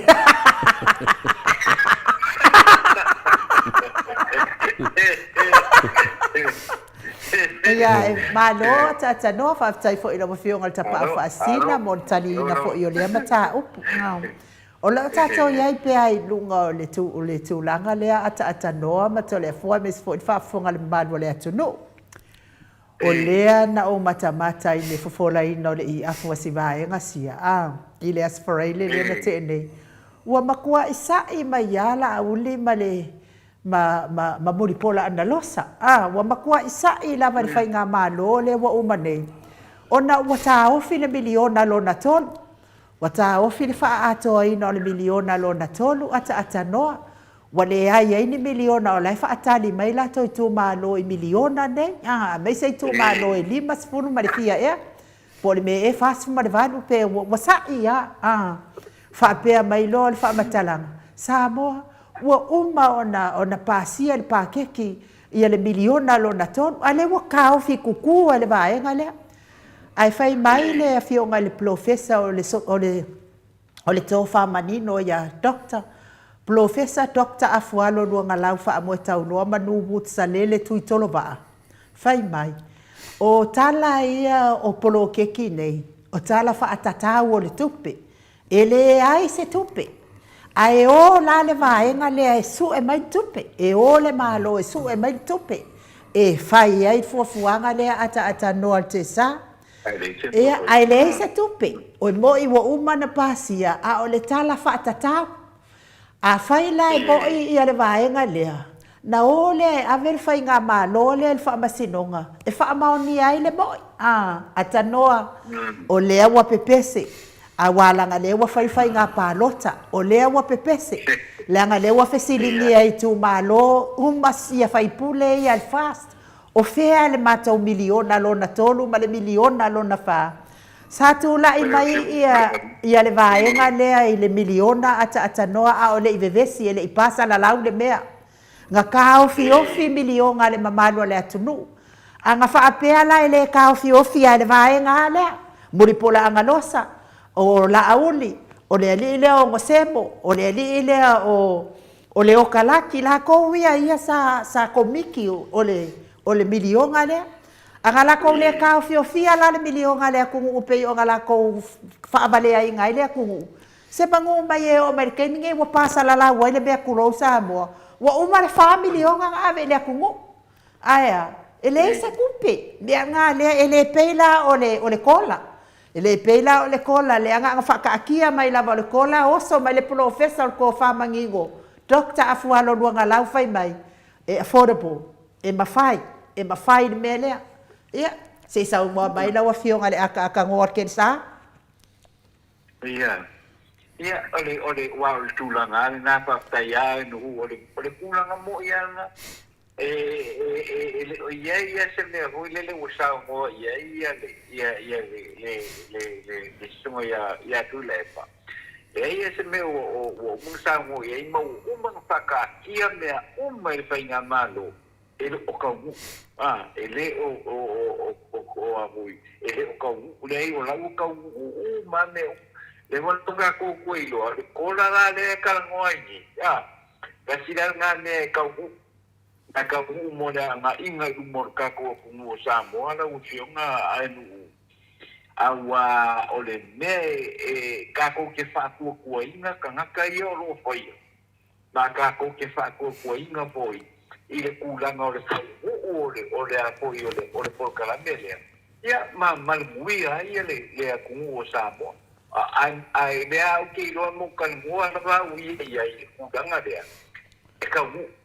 ka ua me ngi len pa na de ka ia ale o me ko nga le ke fika mo ia ia lo fionga nu tu langa le awan me o le fa tai ia le u ka ko kilo kwa ile kulanga la ko ya nga ia ile ka ko kumu o apoio o me ya nga i luma ya nga i luma le aki nga e ka ko awan me le nga ia le faka usanga le nga ye le mesenea ai meseneo pai kwa moa ai meseneo pai io le ale fa le ko porque le na ole se sena le ka ko ki lo ai ole ke le na ole se sena o ka ngaka ni le pai se malo la ko ki le pai mo se malo le ka ko ke ti pa o me pai nga le wa nga uma le afu mo po inga le bebe mo ye io le lava e causo e pupi mai le 5 milion nga ole polo ke milion ka la le ka nga pasa la mai ye awale ka ku kilo o meio me sa tu fu le temo ke ke si ia po ye ai le ka de ka le nga fa ka le va nga le ia ole me ale uku ia ole me ale uku ho le o ave fa ma lo si fu o me fu nga i si ka pa la ko pai ai le o pai me nga le uku ole me la ka nga ngi le ole la ne ole pai se me ka pa ole me pai ole fa se ole pelo o me malava ya mo inga ia ka mo fa ia o fa te nga le la sa o si ba nga le ka ko kilo pa ele sa o me nga pa ele sa o me nga pa mai le mo ke ia o curioso me le ia ka ko kilo ho la ia le nga le vesi o e ma se me vo le mo le anga inga i mo sa mo te a ngi le a ko i fa pa lo ka ai no Maniela. Le ka ko kilo ile ya ma se me sa ungi na pa al me le sa ungi o ke rai si no o avoio o ka ngaka e sa ku mai ra ko la ko ku malo al me le ma ngai ma ngai ole faka ki ama le faka ki ele fiong o ke si o kula ka pole le ulo uma le penga pa lo ka la agua ngai ka ko o iai se me uma ka ki la se me po wana nga ilu marka ko o kemigi ele ia me se me o nga ilu nga le nga ko mo fai so ni sui mo le e fa ku ia nga mo le me ko nga le kwa o mai ka ko le la e a go ile ni me o foi o ku le au mai ko mu e fai le e a ko e fa ku o suyo o a po o kumalo. Ke sila fia oe ata no tesa. O le mele wa yai wao aso ses. O ka ngaka si ile di mai. Ke no finale ata no. E te vai foi te finale sa waile de do di lapisi a o lapisi do mo fole ai. Pa pena o man le wa fai le ia ba ngale a finale fast. O ba ngale ta o de amatanga o meia. O le man ia wa o lingua fa mai o le amatanga fo. Ino finale o le amakanga o isi pelo fo. Mai o le amatanga fo e no fo le mai pita finale a to de fo a finale uma atata notesa ngalo kangwa kape esere a ko o le matanga o le matanga fo ngalo kangwa kulava kulo lima popongi de a bawa me le sao o le vaenga le was we are mighty fast i de makanga fo ne te eno no le mo ava no te tali to le fisidi ai nu o le mene le na fai mai ia la ulima ma le sunga ia ana rosa ia pole sunga fa mul pola e fa pea o levo o mana pasia ia a i te tonu e mai le ia o le memo mua sa mo ia mana malama tatu mta upu e ese polo keki ese le alongi e se meia lua o le polo keki le mele na fa upo le vaenga lea pe fordinga se alongi e batu tangata e tu watu de milionga i o tau lima na fa upo fa pena ai mai fo le ata e leo se alongi o le polo keki ya bena i manam na mai tatou e le au ngā lanta to tala noe fa tusa le kola lewa sau noe le fionga te sili ma le vang whawhai le chapipi ma le miliona e se mei e lua le la batu stala fatai tai o le sau noa le fionga te sili wana o pesidi whaafia ai pe whaafia le wafu le i vai usum vai tele o le mena ka o le polo keki fina le a tatanoa o le mena ngā e whaakuskusa le mena wa whai le lato miliona a le alongi le mena wa whai ne le fionga te sili o le tau mawhai leo tu le epa to e a mai lalo le tango tāru soi fuanga o na watu lere o le tupele e maua le tangata ka vili ai le to tonu o le atunu e le alu fafo ta vili ai le tonu ia whapenai tau sanga umma mo le tangata e maasani ma mana malama i le whainga o le tamao a inga ia mana malama whai tātou ta mama tina o le alongi le mele whai atu le epa e tu watu i lima o le e o le pepe e se tau tangata matua e maua oma lava le tupele lima se lau tā la i le tausanga e lima tausanga e whaapopo oma le lima tausanga na e tai lima se lau i le tausanga ma le tangata tuatasi a whaila sa moa te mine e lua se lau wafe pe lua se lau wafe se fulu i a whenale le population na tātou lewa i te mine e se ata whatai tai e se lau sumatasi miliona tā la o lo o whai ele a wala lea mo tangata e mana malamba i le whaanga inga o le tamau inga. E le o le mana malama la uri. E le o le mana malama fia me. A wā e le o la tau ni fō mai. Po o la tau ni tangata na awa o ina i mea tau tamau inga. O le mena i tan kiria. E ui lava lai tau whaleanga ma nei mea. A wale papole iai. Wa e tata te fiu lava ta ofi. Ni tato whana nau mai. Wa le vanga i ele loko leanga lau nangi nei. Nonga winga. Tato te whia ngai ia ma tangata loto leanga. Ma tangata pepelo. Ma tangata malaia. Ia tātou la ia le o tātou malamalama pe ni whamalama le whiunga ia Dr. Professor Afualo. O le mele tala whaatau le tupe. Le sau no ai le sunga ia ana losa, mo le sunga ia lauri. Ua omana pāsia. O le mele ta o le tala whaatatau. Na o se mea e tau whaa e fōringa mai. O na sa ili lola ia lea. O lea la ua pāsia tala whaatau le tupe. O lea sa ili le miliona tes ma le valu ainu. Polfia, e tu fatu i tu malo a wala to prokeki le tata no prokeki la la vo umana pasia ai ma le pelo o le mela le tupu wale ma faina ma ore tupe asia la ngore tupe na sa ili mai e fata no waile le finale le tal fata no tupe le la mai ne to o wale fa avale le tu no Mariela ma fa pe mai wo man pasia o nga fe nga yese kupe menga ingo e kele peka ko kala tangata ni mo le pepelo o te ino ia pe whanonga e pepelo tangata ni ia tātou O fea o ia se tupe. Tulo.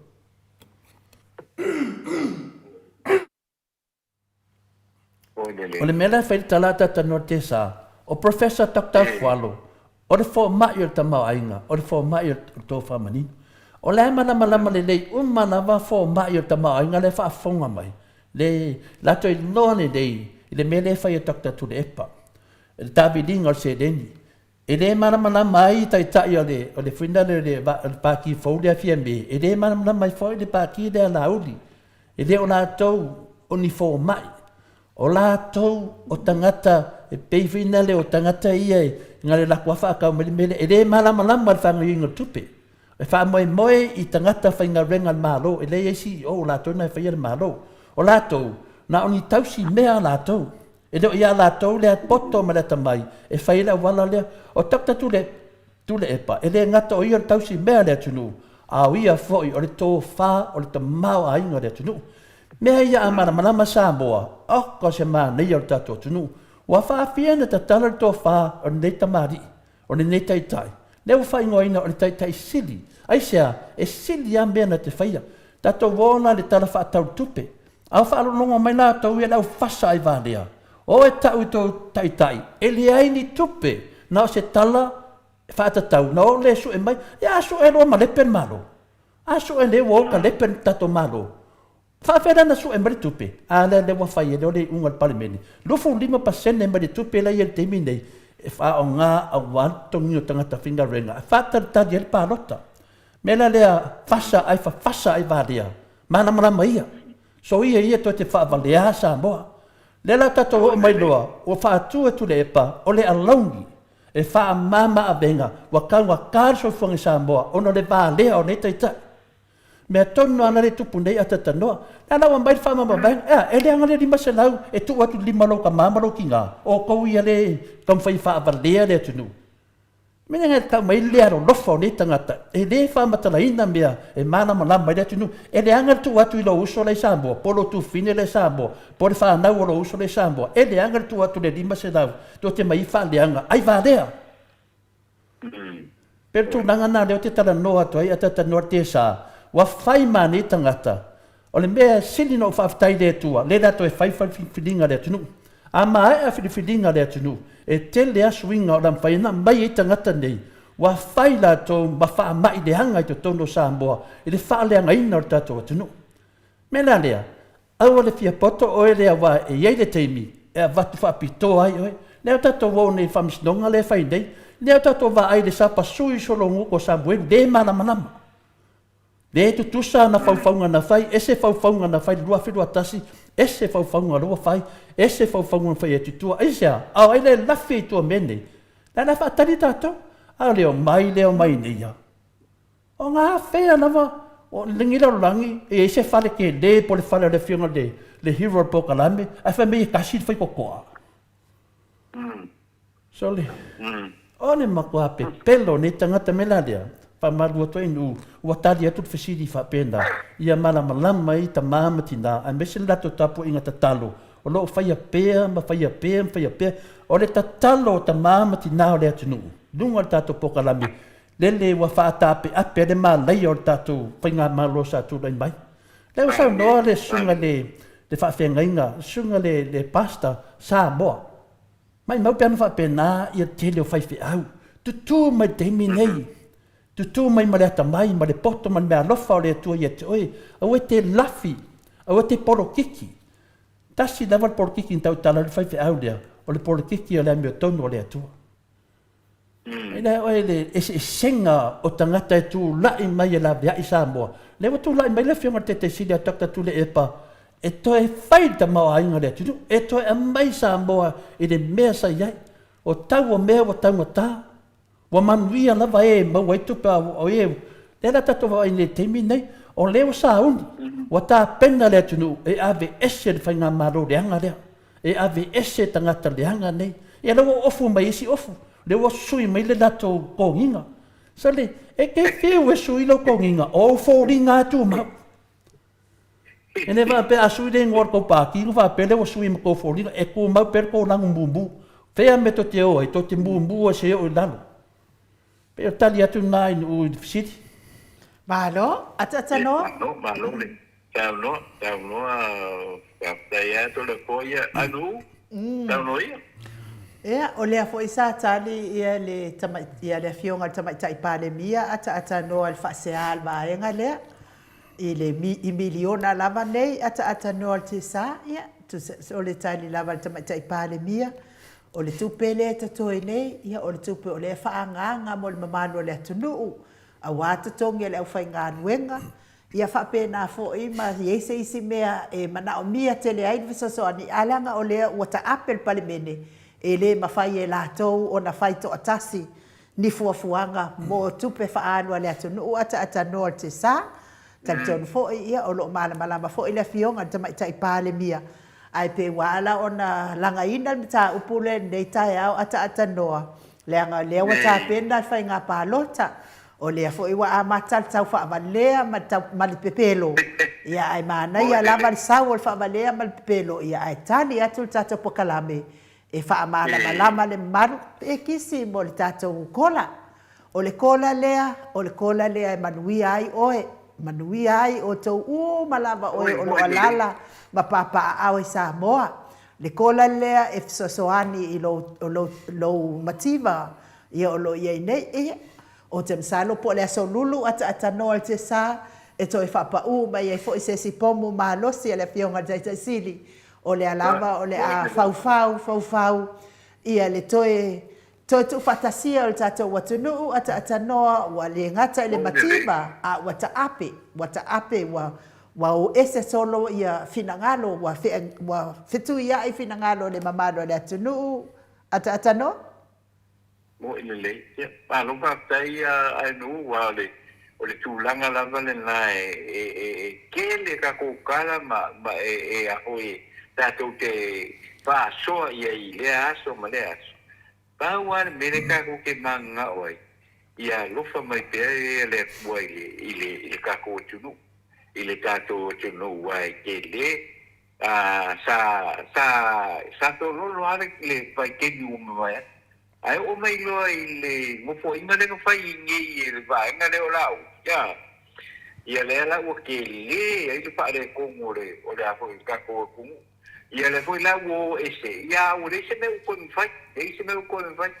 mo ia ile sa no nga ai no pe on sa no ia le fi mai ya pia o le se me ko fai ai mo ma ka ni o ma lo ka ni ele se me ko ya voi foi e koe kausua nei te whaapena, whaakupelea me wo uma kei. Ata noa tesa. Manule mawal tato taimi. A le asa o fina ngalo i le taapea i lunga o penga ta whailangi o le toi fia fo i mai o le tofa ia ale, tofa ale matua ia ale i le pie e toi tau vātu le hei taapipi. Iyo wa uma nga whai e le, uma whaila ko whai uma. Uma whai le fio le apo i le whai uma le.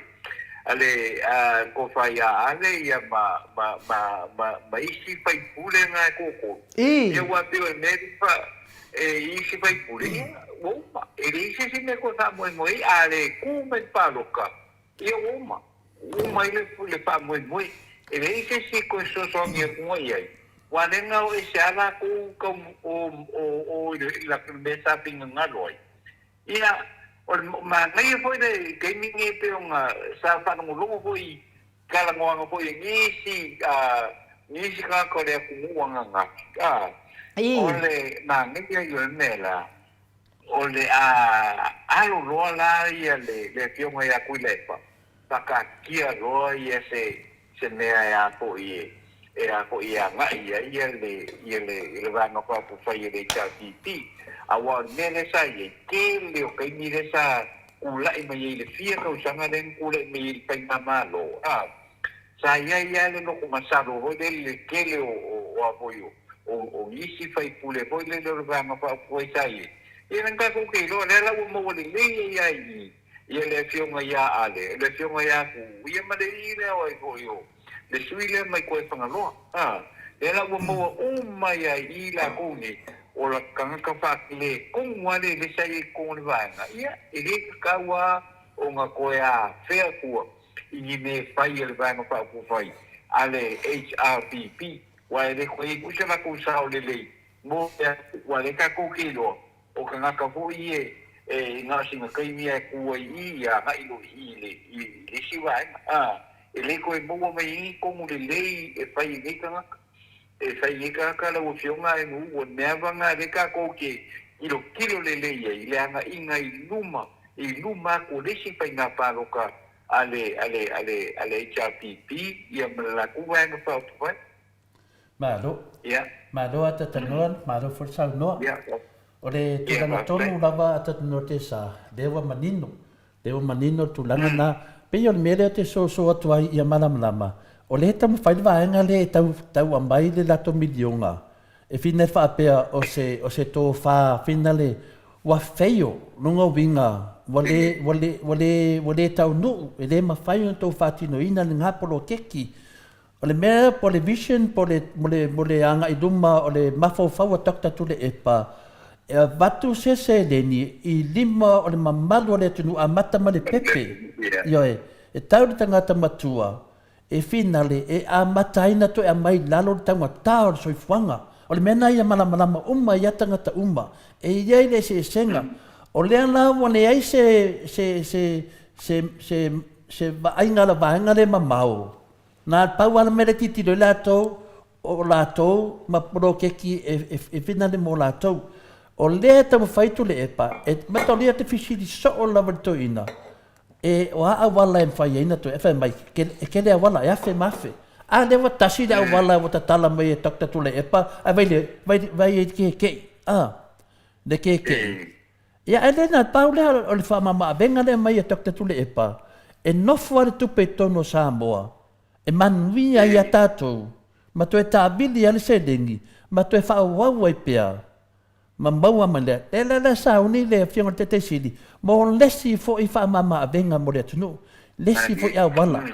O lea wa tatala le tō wha le whionga te siri, wa umanati na e tu le e pa ma le HRPP, lea tunu, i o fisa, o a wala, o mea umalawa, lewa tu lai mai, a lewa tu lai mai le taunga tāo soifuanga, e ala i tangata. A e alu sa mo te mini, o ka se mānei o tātou atunu, ata tano te sa, lea se se whiona tala, se mānei o sa mo, pāu wale tala le mai matangata, wa kaunga kāre soifuanga, wa kaunga kā. Lea le whai mai nātou, a si ia mei whafo, wa si i foi, se le ai wha mole mole.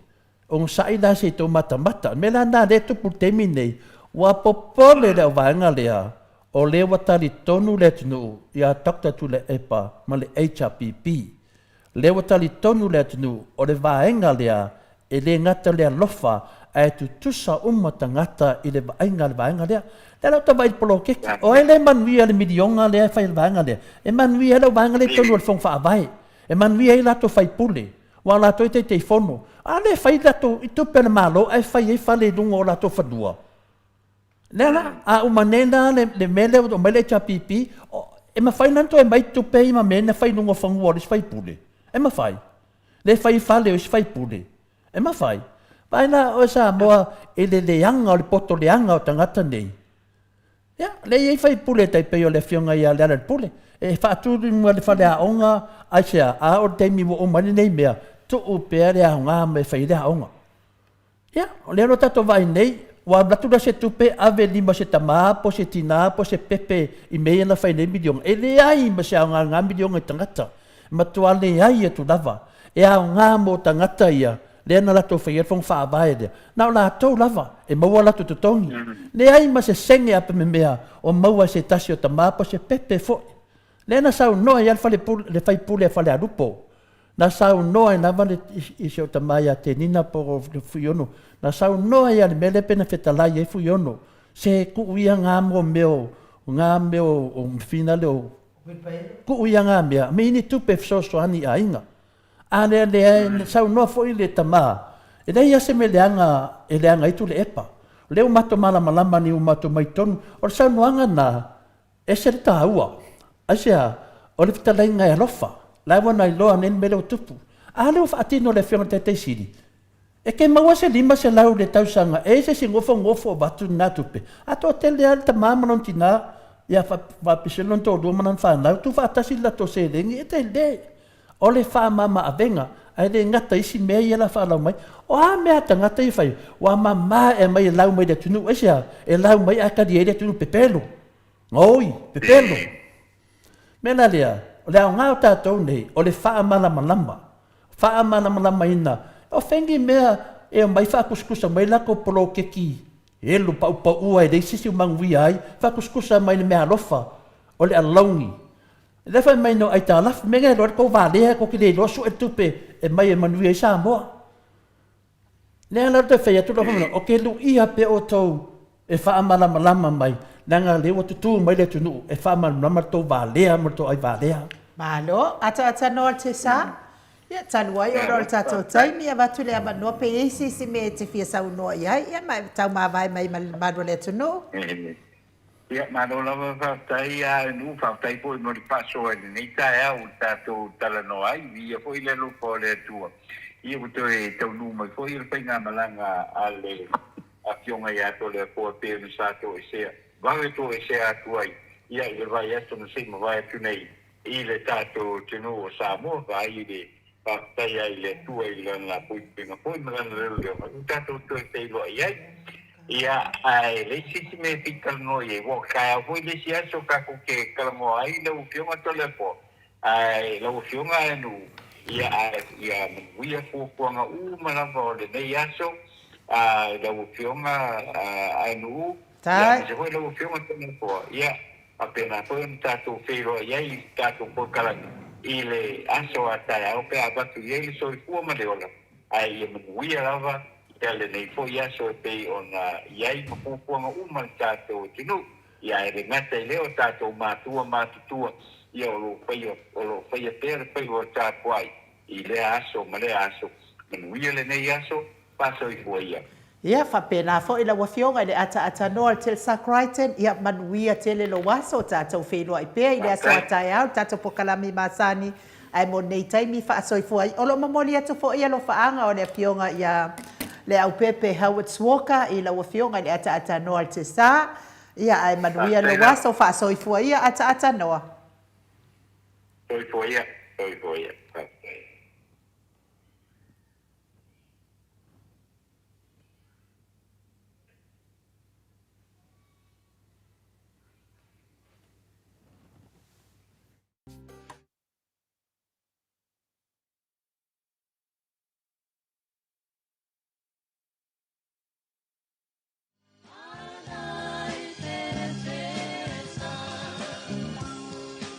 Pai mai le pese, ana iai se ta ele ngai pei o le hala i petes.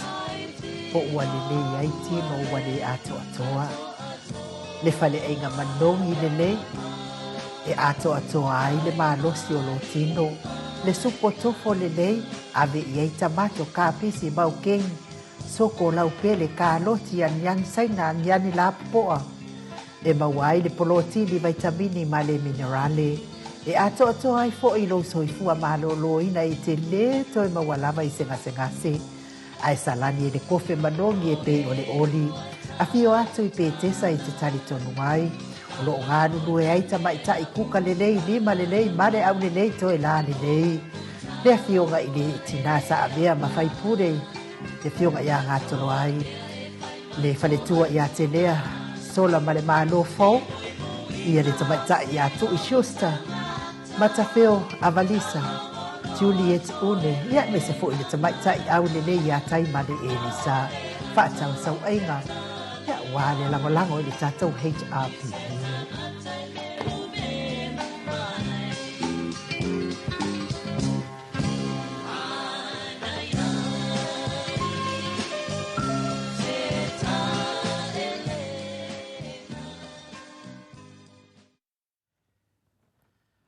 Tolu minute, ua te ainei le itu la iwa, isini au se tālia.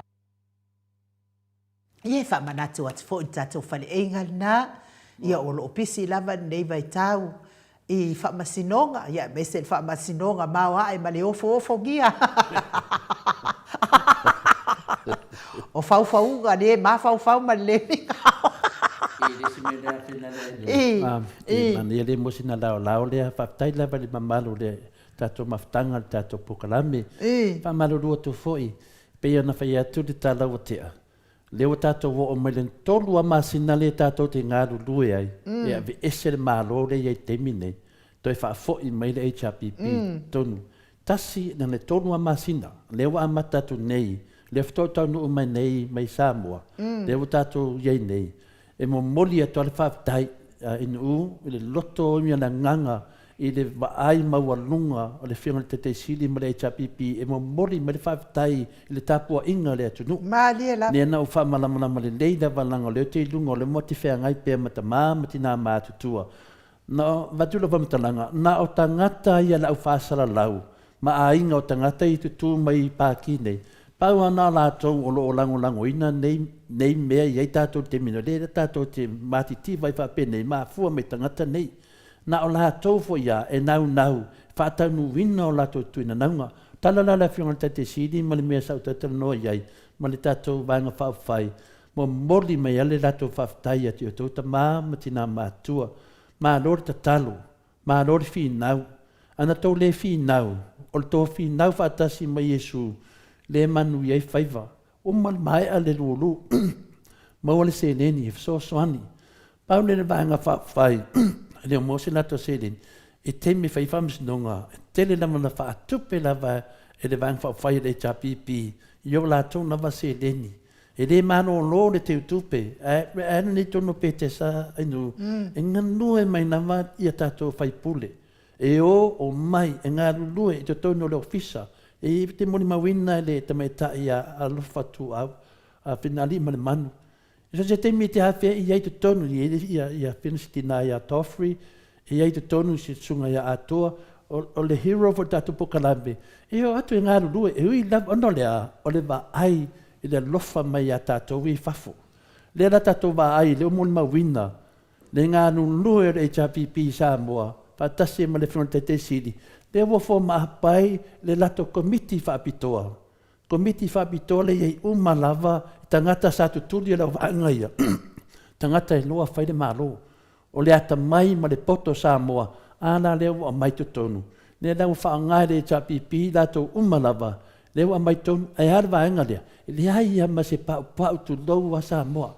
Na le pau ala le rato me le whai, na le whaaleanga, e le si me le leo me le tunu. O le milionga lea, e le se alongi na mai e manui e Samoa, na se polo keki e a wala mai e whaatau nu wai me mana na wai, e ata vai o whale fau matangata i ainu. Tele lato tamau a inga, maua mai le lato milionga, mo lato lava, ale me leo te tala le tō whaare chapipi, mo Samoa uma. Whaftai da vai nu to e molo mano. Malo, whaftai, ia. Whai e te whio atu i le anoa i o mau wha matinonga o iai Samoa. Ia wa il tatou whale einga nai le tū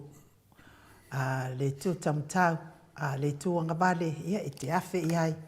Nai pete sa lata atu lava i le tatou whale wha masino i mulinu, ia te awhi iai tau mawhai sau supo. Ia e mes fo sau tau mafutanga leo uli. Ia mana ia fo i pea o mai ia keisi ia si vaenga lale. I whakau mawhai ngangi la ko supo manongi lelei. Ia ke roa i ngai. Manongi lea ngai pete. Wangi ia mintanga ka whapena. Alo se se wale o mintanga ka kako whala inga. Tanga tingi o le mangu lea ngai. Ia o le whai unga na tata pokalame nei tai au. Ia na ia ngalei atu le atua i. Mato o tustusi nungo apia fōlinga whaapea fo i lungo le YouTube, ia maua pea le mahalosi whaatai fo i tustusi mai, ia wha mawina pea o tau kōmeni. Ia e iei la lesi, ki le hiropos po hai lea, ia e olona ingoa o ino lea li ie, o ino lea li ie, rongo winga a wha umi, o ino sia lea li ie, po ino, mi mea leanga lea li ie, o la lea ino. Ia wa ai au mea na sa tau tusi mai. Ave e ai ma oe. Tu sa o ai ro nguku. Ia mamakua i ai ma o ngai mai kai via i o mea na. Ia awhai e tatoe. Wa e kai via. Ia ngawha aso aku lole i lo ai nga awhai i sau whangau. Ma sau ko o lua ia. Wha aso a mo o tau masalo mea lava nai whangai o tau via. Ia e... Oe lea ino lea li e, o le tala atu na mai maue pe anga uva ia oi mangu ki adua kulele ia se i mai le mele nga e kusi mai nga ai makua i fafao ia te oi i lo ngutu se tu lo fafonga mai en mamadu le atu no ia ai mana ia na tusi mau mai ia walava ni fa iloa mai sesi wa o ke kango afa akingo o mai ko nguku mea nga ko ke kusi mai ai i la ua fionga mamadu le tapua inga nisi o whaafonga mai tono whalewhai ngā luenga, ia manuia lava ngā luenga o nei aso. Ia mawari tau mālosi mpui o tau mai whaafitauli o ngā luenga, le au ave pasi, le au ave loli, le au ave upa, le au ave taxi, manuia lava. Ia ngā luenga e meise fo ili whioa i o le mamadua le atunu o e moli tai alo mawhanau ia o onga e meise o ngā luenga, ia whaamanuia le atua ma ia pui o tau mai whaaravelave tupu whaafuasei, ia me se lava le apasi el maot Samoa vi ingo le atua e lau whetala inga ngafo, ia malo lava le ono sai whaaftaifo ia te o tau le langolango malosi tatou HRPP le fionga le taitaisili. Manuia le tapua inga Samoa i maota malawa au na le atua mawhalitua e meise o nai tamā matina mātua, manuia le ne yaso. Iei fo ise upu wa le tau tamadi i lau whaafofonga anga Samoa. Fale ia le fale o le atua lo finangalo e maangalo ele au nanga le maut Samoa vi ingo le atua. Tātou whiloa i tātou pokalame le aso atai au. Ai whaasoifua ia Samoa. Mai le mauta Samoa vi ingo le atua i sini au Setalia.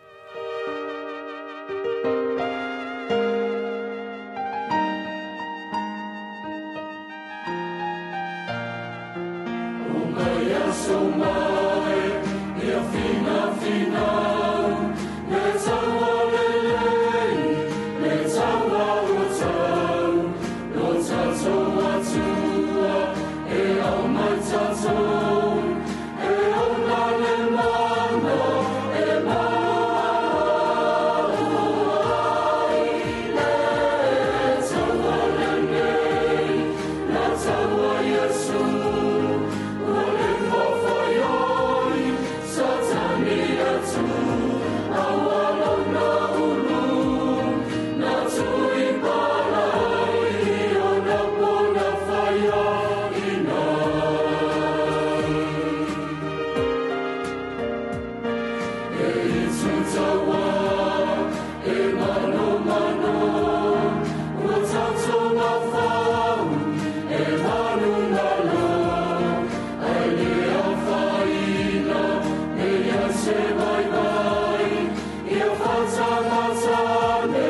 Maria